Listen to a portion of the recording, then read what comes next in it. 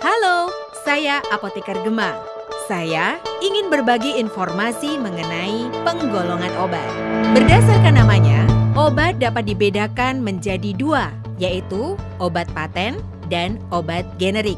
Obat paten adalah obat yang masih dilindungi hak patennya, namun jika sudah habis masa paten, obat ini dapat diproduksi pabrik lain, disebut obat kopi atau obat generik. Obat generik dibedakan menjadi dua.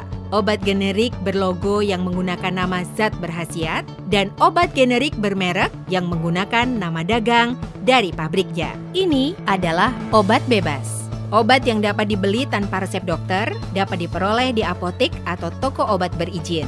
Nah, yang ini adalah obat bebas terbatas. Meski dapat dibeli tanpa resep dokter di apotek atau di toko obat berizin, namun penggunaannya harus memperhatikan dosis, aturan pakai, dan peringatan pada kemasan.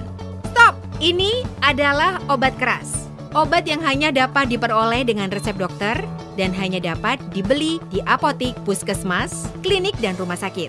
Masyarakat harus cermat dan hati-hati. Jangan membeli dan menggunakan obat ini sembarangan tanpa pengawasan dokter dan apoteker.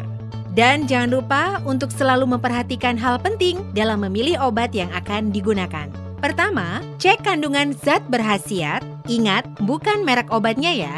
2. Cek apakah pasien memiliki riwayat alergi atau sensitif terhadap obat. 3. Pastikan untuk mengetahui apakah kondisi pasien sedang hamil atau berencana hamil, karena beberapa obat dapat mempengaruhi janin dan menyebabkan cacat pada bayi. 4.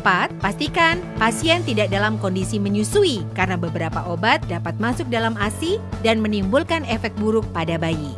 5. Perhatikan bentuk sediaan obat. Pilihlah yang paling sesuai untuk digunakan dengan baik dan benar. Dan yang terakhir, cek kondisi pasien apakah sedang menggunakan obat atau tidak. Karena dikhawatirkan obat yang sedang digunakan dapat berinteraksi dengan obat lainnya. Jangan lupa, tanyakan pada apotekernya ya.